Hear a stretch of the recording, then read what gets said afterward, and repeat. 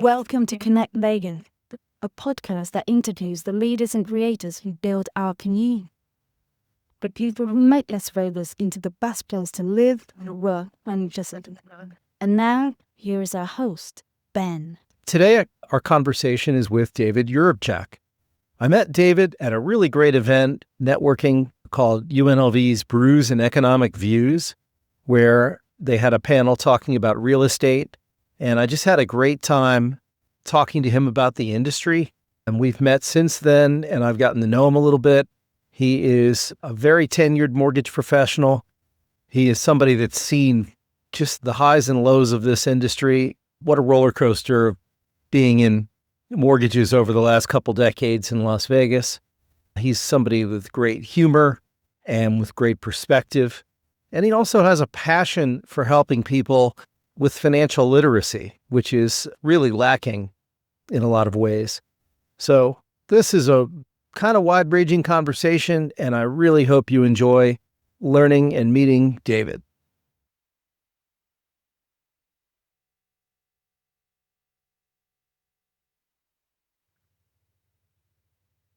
Hi, and welcome to another episode of the Connect Vegas podcast. I'm here with David. David, why don't you introduce yourself and tell us what you do? Hi, I'm David Yurkovchak. I'm with Guild Mortgage. I am a sales manager here at Guild. I've been in the business about 20 years. Guild is a national company. We lend in every state but New York, but I've been in Las Vegas for about 23 years. And I probably know that. Do you have a typical customer? Is there a typical use case when people come to you, or is it a little all over the board?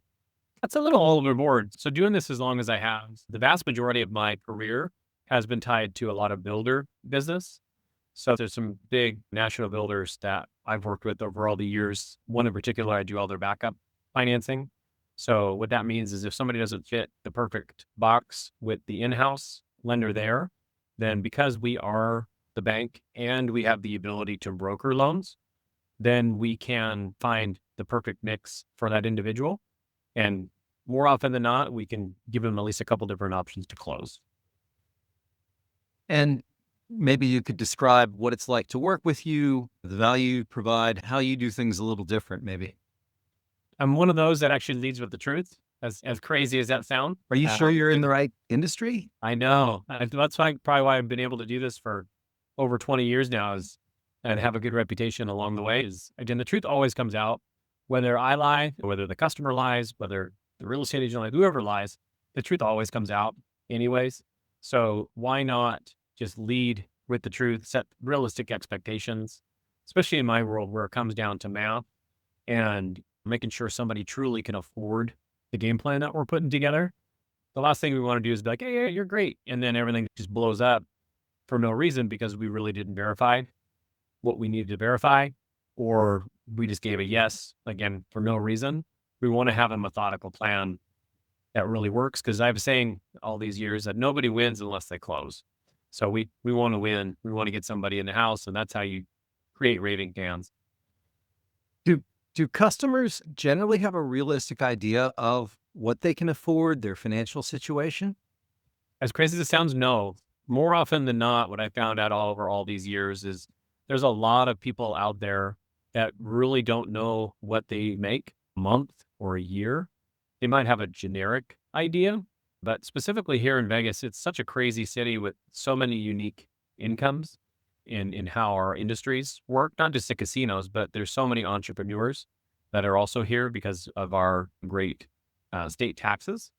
So we see a bunch of different things every day, depending on if they're W-2'd, if they're a shift differential, if they're cash, if they get tips, if they work weekends, whatever it might be, or they've had their business forever and they have employees. So there's all different kinds of caveats that we just try to break it down really easy to begin with and just start with the basics first, and then get a good baseline and say, hey, okay, this is what I think it looks like.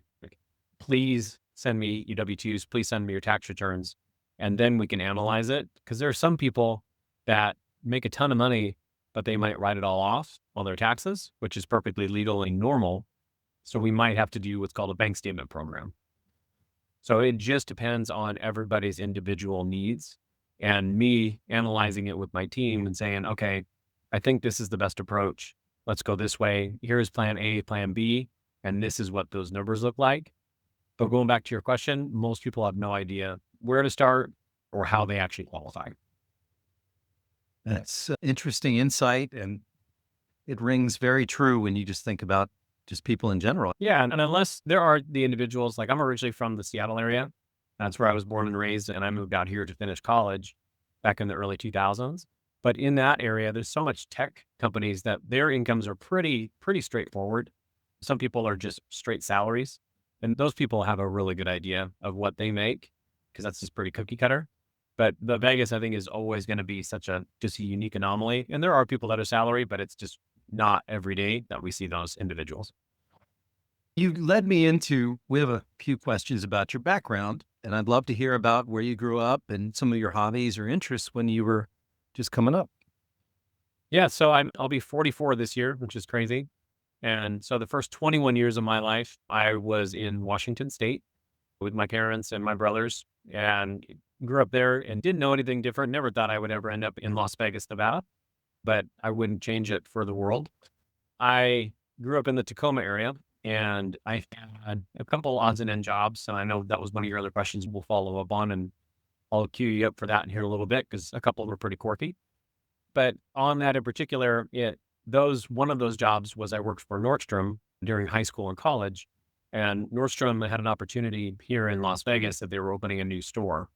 So I had just turned 21 and I thought, you know what, let's jump on this opportunity. They helped me get out here, got the job established. I transferred schools to get into UNLV, and everything worked out really well for that. And then just never looked back and never went home. So my parents were pretty bummed, but later on I convinced them to end up buying a house out here. So it all worked out for the best. You mentioned briefly some of those earlier jobs or some of the interests. Yeah. Ricky, So my parents, we didn't grow up with a lot of money. So they worked two different jobs. And one of them was they cleaned doctor's offices. And so when I was younger, I would help them vacuum or clean toilets or whatever. And it taught me really good work ethic behind the scenes. And then it also taught me that I don't necessarily want to be in that role for my whole life in cleaning. But you see all these different jobs and these different businesses that you go into to go clean, and it sparks your curiosity to what else is out there in the world. And then the other part too, which also made me really thankful that my parents had me do it, is I personally have had some pretty good successes in life. And I've learned over all these years that you treat everybody the same, whether they're the person cleaning the office or they're the person running the office, whoever it is, treat everybody the same. And specifically having that background really humbles you when you have that to start. And then the other piece of that is it led me into a quirky job at a county fair where I sold airbrush t-shirts. So I was like a carny, and that had its own little quirks. The state fair in Washington was every September. So I would do that for a couple of weeks a year. And that was a really good sales experience, believe it or not. And not knowing what I didn't know, I was just helping sell shirts for the artists. And it created some pretty cool relationships that I still even have to this day. that's really fun. Yeah. Yeah. When I look at you today, I think more mortgage than Carney, definitely. Oh, 100. Yeah. No, I definitely am built for what I do in appearance and in mindset. What took you, you said you came here and started working with Nordstrom. What was the path that led you to mortgages as a career? So I actually I was getting my degree in broadcast journalism, and I wanted to be a sports center anchor. That was the big picture, the big dream. And I had that path going forward. And I had friends that at the time in the early 2000s that were doing mortgage banking.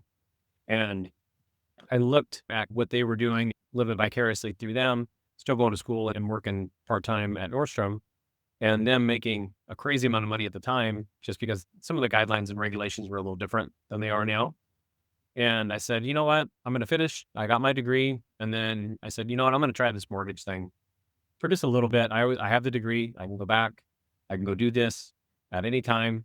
And then crazy enough, it's again, 20 plus years later. And I'm probably the only one in my friend group of that time that actually am still in it all the way through, of the 10 of us that were a part of that world over 20 years ago.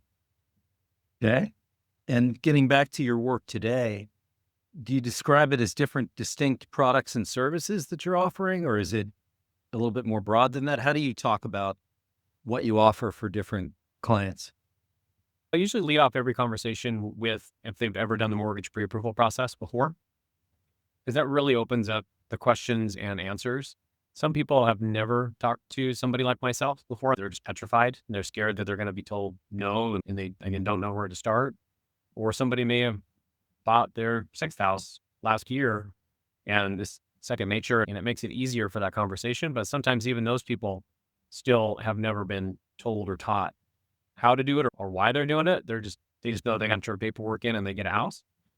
So if I can break it down for them to actually understand it with some quick basic math and setting them up to succeed. And then also too, if they have goals where they want to own more and more homes later on, we want to make sure we set those expectations specifically with that first house.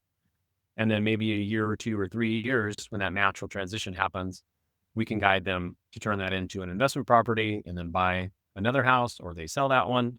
It just depends on their budget. And again, setting that right expectation from that very first conversation. And then that first conversation too will spark if they have to go a bank statement program or if they're a veteran. We work with a lot of people through Creech and Nellis here locally. And again, with being able through Guild, we can go in every state but New York. I've helped a lot of veterans that have been, they call it PCS, or being transferred or relocated to different bases. So we do a lot of that. So it's truly customized based on that individual's scenario and where they are in their life at that moment. And then we can kind of really truly customize if it is a VA, FHA, conventional bank statement, all the different types of programs. We have 400 programs.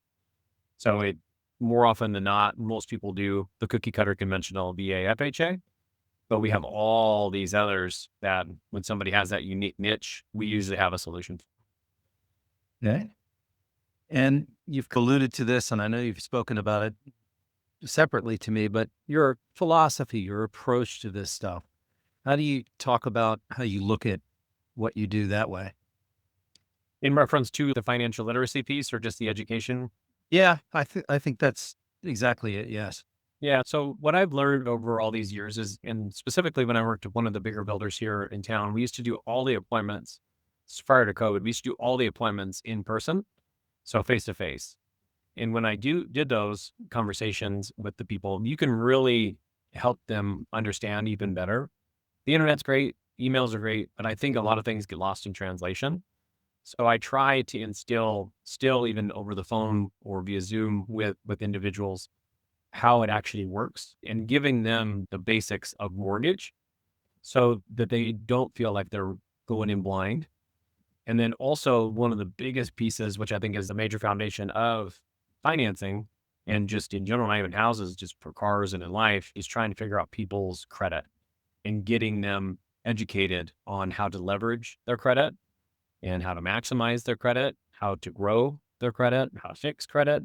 So that's one of the pieces within that financial literacy that I've had in my back pocket for a long time, just with experience.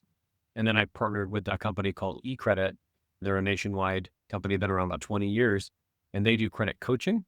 And their credit coaching philosophy is phenomenal. It's very similar to like when we first started this conversation today, is leading with the truth. They jump right into it. It's a crazy, sleazy industry in the credit space. And they are the polar opposite of that and giving people direct information. And then they can make a decision whether they want to sign up or not, but giving them an actual path to fix what they need to fix, because everything in life is tied to credit. I have a lot of sayings, like I said, the one before, nobody wins unless you close. Another one I've come up with for all these years is credit is a game that we all have to play that nobody got the rules to. I always wished instead of trigonometry, basic business finance or basic credit was something that was taught at a young age. Yes. Yeah, it should be. I know some schools are getting better these days, but it should be mandatory as a junior, maybe even a senior in high school, that to actually graduate, you at least need a full semester of basics of credit or the basics of how to do your taxes or the basics of anything that's tied to finances in particular. And that's the hard part is there's so many people in life that have winged it and done well. And there's a bunch of people that have winged it and crashed and burned. And they didn't necessarily have to crash it. If they at least had that one conversation with somebody like myself, and there's multiple people like me across the country that do this similarly, but I've had a passion for the financial literacy piece for all these years is because you can see when you're talking to individuals and it clicks, like they're that legit, boom, that legit light bulb that goes off, you can actually see it. And they're like, ugh, and you can see the stress come off of them because once you know something, it's like any skill, like any job, like once you've figured out that job set and that skill set, it makes that job a lot easier. So the same thing with jumping into any kind of finance, whether you're buying a car, qualifying for a student loan, if you have that basic knowledge, it gives you so much more confidence going forward to be able to know that you're not jumping into something bad or you're going to have any surprises that are going to hurt.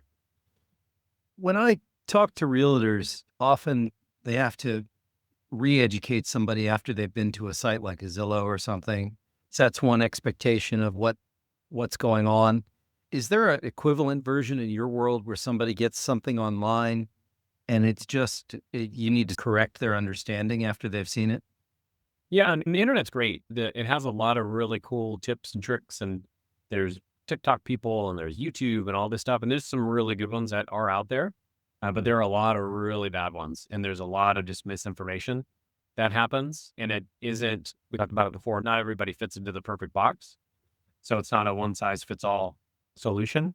When you see something online where you might get false expectations for how the loan might be set up or what an interest rate might look like. And interest rates are obviously super important because that does dictate your payments. But at the same time, an interest rate that's at 6.25 versus an interest rate that's at 6.5, it isn't really a big difference for qualifying purposes, et cetera. Everybody wants the 6.25, right? Everybody should get the lowest that they possibly qualify for. But some people don't realize that if their credit scores are a little lower or they do this type of program, then it's going to fluctuate.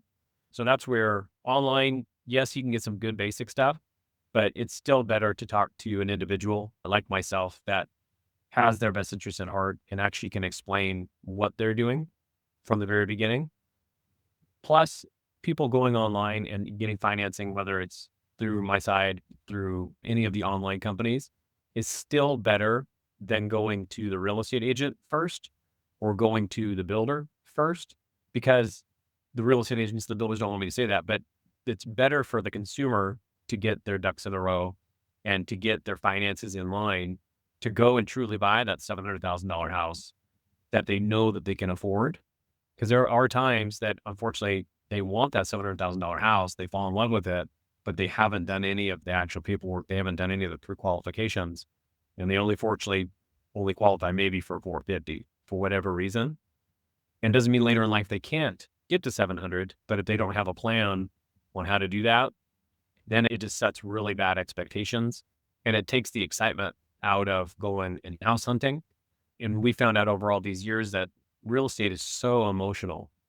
When you go and you walk into a house and you visualize where your bed's going to go and your couch and your TV and how you're going to entertain or how you're not going to entertain, how you're going to do whatever your needs are, you as a human will walk into a place and already mentally move in.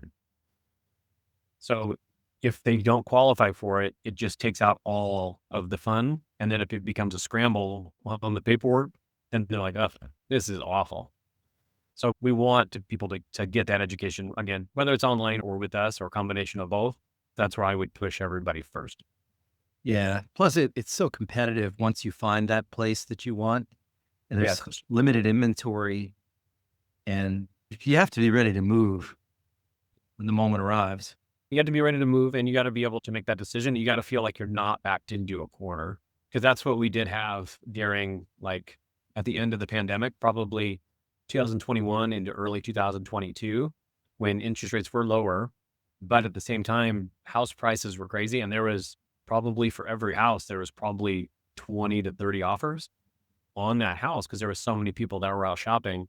And there were people that were waiving their rights for appraisal, waiving their inspections, waiving their due diligence, like doing all kinds of crazy stuff because they felt handcuffed and they felt like they had to win the offer.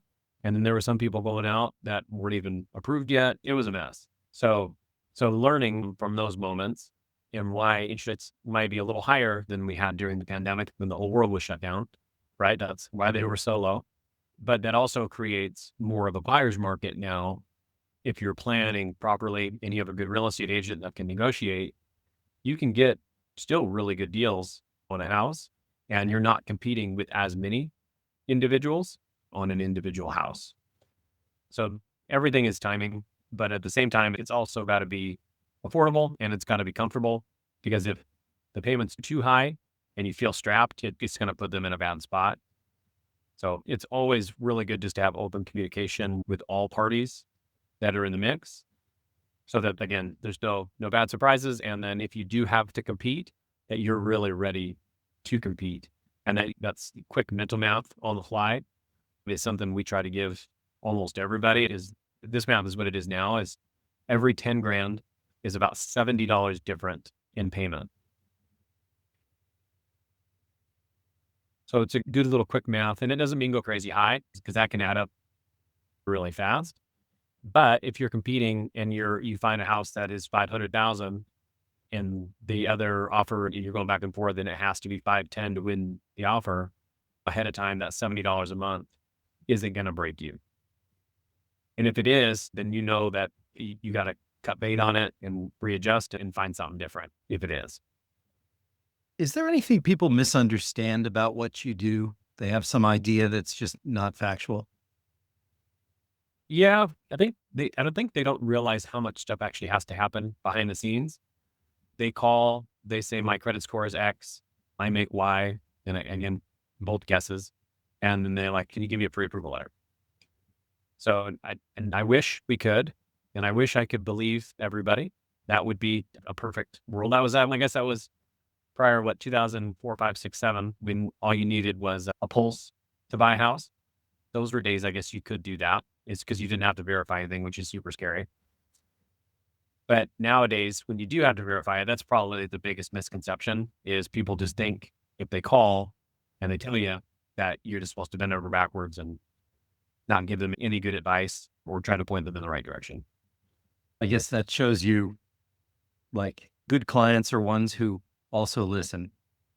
Correct. Yeah, it's a true collaboration, because when it's monetarily, it's their biggest financial obligation most people have in their entire life. If you aren't prepared for it, what's the point? Because then you're just going to feel handcuffed and you're just going to hate your house later. That was probably the hard part here in the last couple of years, where you have the people out there saying, marry the house, date the rate concept.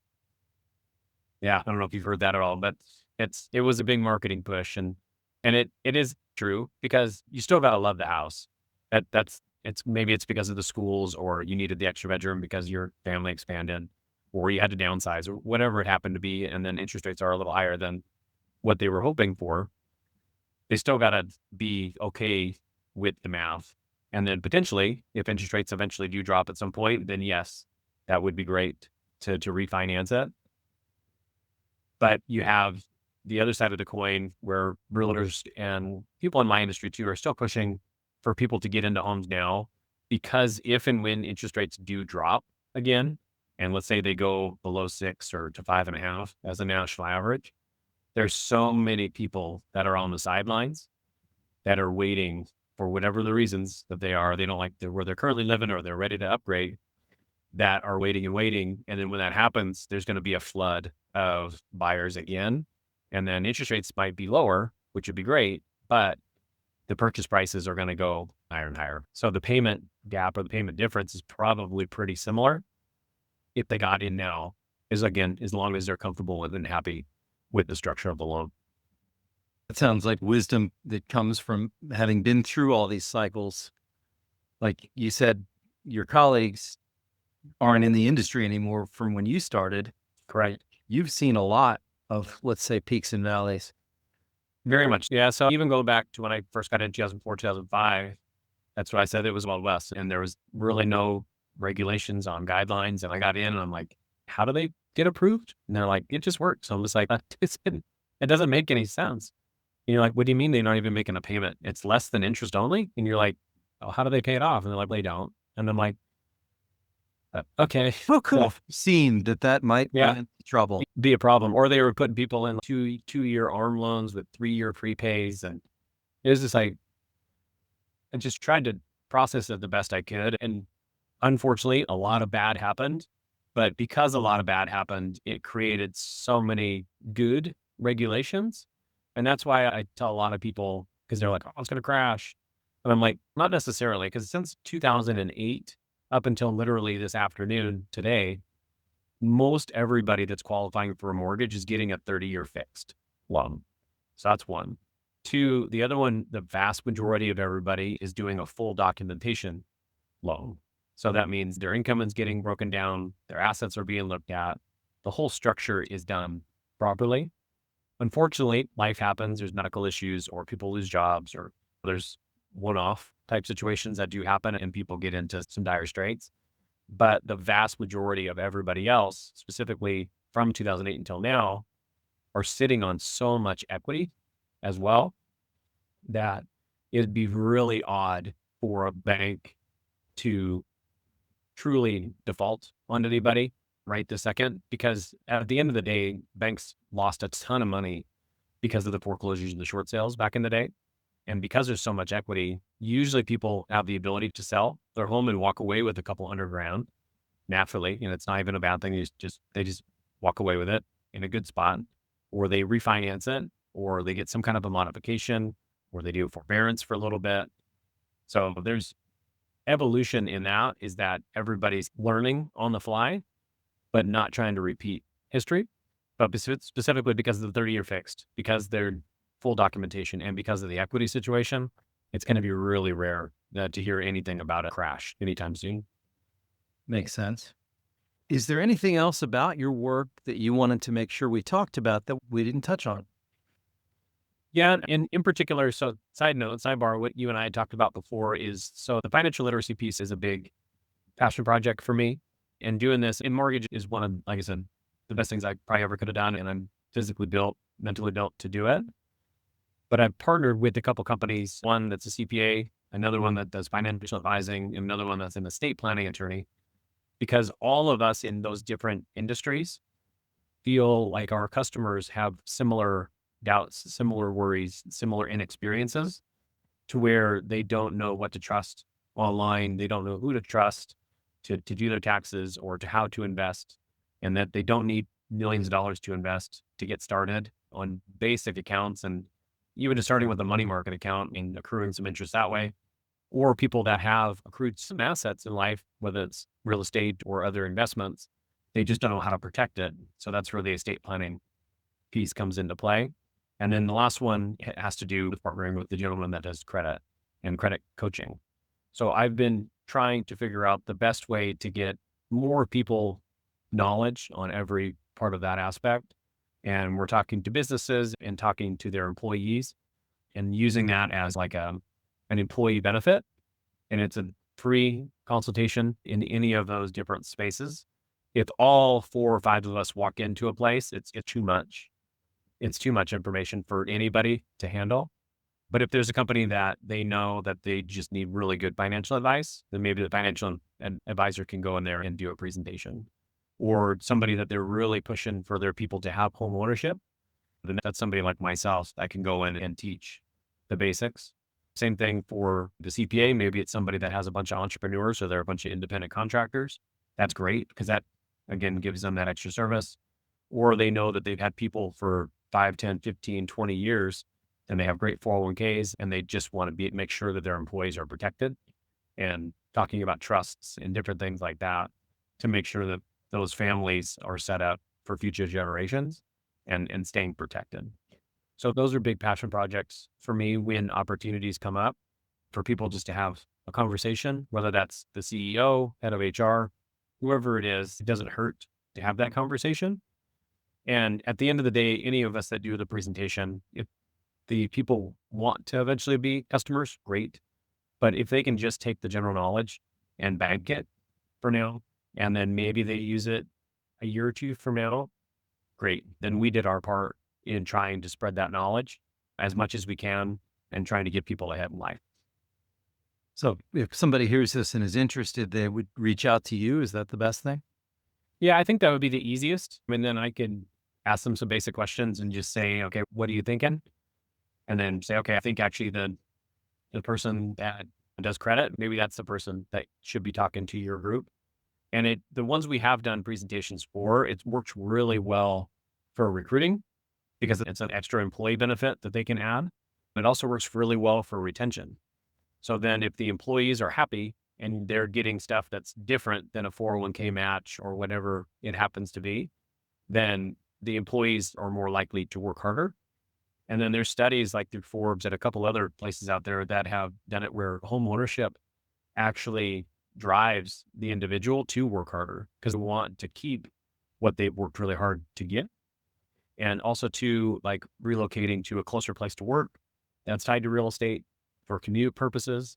And then obviously in the last 5-6 years with people that are remote, that's a whole other podcast that we could do on just remote workers and specifically planting roots in Vegas and doing their job that truly was based in Ohio. Because with Zoom and with the internet, and as long as somebody does their job, a lot of employers just don't care where they're actually sitting doing it. So why not come and live in a place with 300 days of sunshine and access for a 45-minute flight to the beach or the mountains or spring training for baseball? We're in the mecca of everything here. So And I hear we have a hockey team. yeah, just maybe. Yeah. Yeah. Go night. I'm going to move into some recommendations. Okay. Is there a book that you've given most often as a gift or that you recommend to people? Rich Dad, Poor Dad is probably the one that I pass along the most. And I know that's cliche and I think 99% of everybody pushes that one out, but it is so good for the financial aspects of it and talking about financial literacy and being a big part of my background and what I try to educate. That's probably the main one that I push hard. All right. And now some Las Vegas recommendations. All right. First, you've been in Vegas for 20 years. Is that right? I've been doing mortgage banking a little over 20, and I've been physically here for about 23 years. How do you see Vegas today different from your first experiences of it? When I was 21 and wide-eyed and bushy-tailed, and I had a good job and I was going to school and I thought I knew everything about life. And then the Vegas Strip was a pretty cool place to hang out. And then it kicked my butt pretty hard, trying to burn the candle at both ends. Thank God I met my now wife at that time. So we've been together 22 years, married for almost 18. So I call her my guardian angel on her. But so Vegas at that time and being 21, I really didn't know much about real estate and I didn't know really what the city's vision was. But moving here, I was a big sports fan. I loved the Seahawks and the Mariners and the Supersonics when they were there. And when I moved to Vegas, that was probably the one thing that I was like, ugh, we're never going to have a sports team because of gambling. I'm going to have to always travel.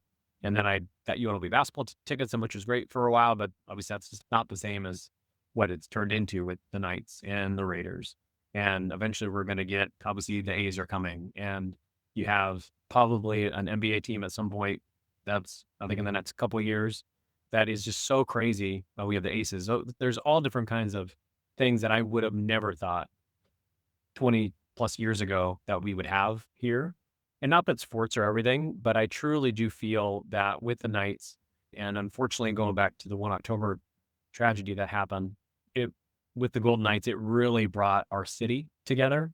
And I've heard a lot of people say the same thing, where it created a community. And Vegas really became a place where it wasn't as transient as it used to be, where people actually decided, okay, this is actually where I am going to raise a family. This is what I want to do. And then since all of that, we've had so many different industries come to Vegas.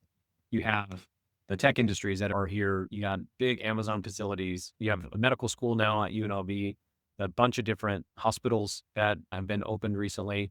There's a children's hospital that's in the works, I think, to come here in the next handful of years. So it really, truly is becoming a legit city where 20 plus years ago, one, I didn't know much about anything, but at that time, it didn't feel that way. It really did feel transient. It felt like just a strip, and then you lived on the outskirts, and that was where you went for everything. Now I hardly ever go to the strip unless it's a special occasion or if I have a friend or family member in town. So that's where I think the evolution of our city has come so far in even just the last 10 years, let alone 20. And then the future is very bright for here. And with everybody's worry about water, we have probably the best cities, best state for water conservation.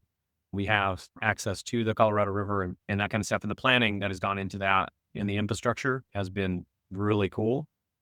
And then growing up just outside of Seattle, nobody really lived that I knew in Seattle. Nobody lived downtown Seattle per se.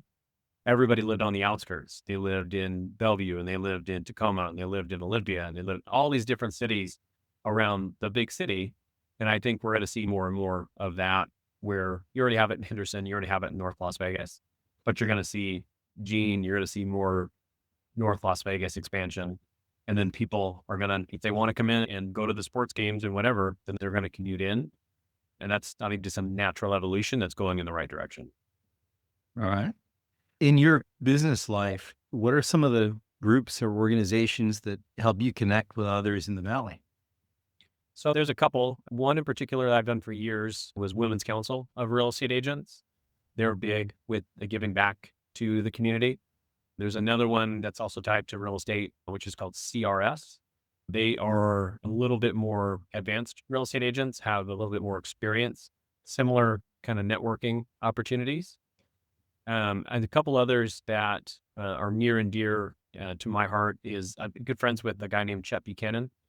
Here, he has a radio show on KLUC in the mornings. He's huge in the community, and he does a toy drive thing every Christmas. And there's little things that he'll be doing throughout the year that I find very intriguing, that I try to follow really well with. But mostly the real estate ones are just in my sweet spot. And then you have the different chambers. You have Las Vegas Chamber, you have the Henderson Chamber. There's a bunch of philanthropic organizations that have been great. So there's all different kinds of things that I think people, as long as you keep your eyes open, there's opportunities to network in whatever industry you're in. And whenever you can give back within reason, it's always a good idea to do that as well. Are there any of the nonprofits or community groups that you want to give mention to? Yeah, there's a couple. There's a gentleman we had talked about that works for Michelson Law. So that's the estate planning attorney. Yeah. So what is it called? It's Greater Nevada, I think is the bigger version of that. And there's a couple others that he's recently introduced me to that I'm just getting started in, that they have some really cool concepts. And that's where I learned about the Children's Hospital that's coming.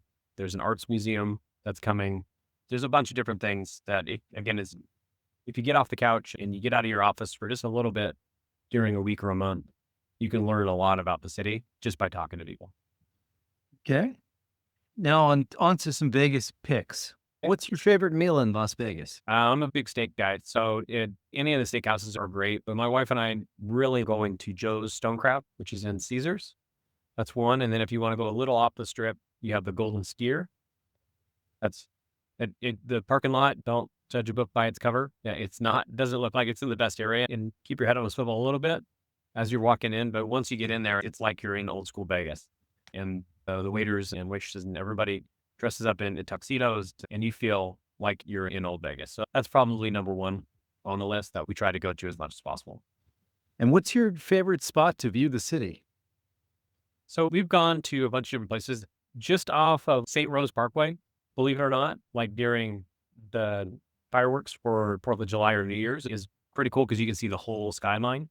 But if you're actually going to head down to the strip, probably like the Ghost Bar is a really good place. That's in the Palms, just because it's centrally located. It's not right on the strip, so you can really, truly see the whole landscape. And then if you want to go at one end or the other, a Foundation Room at Mandalay Bay is probably one of the cool spots because it has a spot where you can go outside, have a cocktail, and you really get a cool feel for looking down the strip view. And you can't believe that it's actually your backyard when you go there. And it only takes you 10 to 15 minutes to get home from there. It's just crazy that it's become the mecca of sports and food and fashion and all kinds of stuff. And again, it's in our backyard every day. All right. And then who's the best realtor in Las Vegas? Yeah. Yeah. There was some trouble on that one. No, I just thought Yeah, I'd try. I'll plead the fifth on that, just in case more than 2 people watch this. All right. Our final question. If there was a phrase or a quote or idea that you could just share with millions of people, what would that be? Like I said, the one before I use almost every day, and I think it's very powerful, is the one about credit. So truly, credit is a game that we all have to play that we never got the rules to. So if you can get the rules of how to play the game in advance, it's going to set you up for so many really cool things later in life. And if that can be your foundation, that's one of the biggest takeaways I try to give everybody. That's a great one. I will include any links that you give me in the show notes, but how do people get in touch or follow you online? I got a crazy last name, so I'm not hard to find. So anything that you click on there will take you to Instagram, LinkedIn, etc. But it's usually just my first and last name. So it's David. And then my last name is really long, but it's spelled Yurov as in Victor, Chak. And then my cell phone is probably always and will continue to be the best way to reach me. An easy text for an introduction is perfect. And that's 702-326-1582. And then we can connect and set up a brief call and see where it goes. David, I really appreciate you. It's been a pleasure getting to know you a little bit and certainly enjoyed this conversation. So I want to say thank you. Yeah. Thank you, Ben. I appreciate meeting you here when we did and the conversations we had even before this. So yeah, let's connect again. And I appreciate the opportunity being on here. Thank you very much. All right. Thank you, Ben.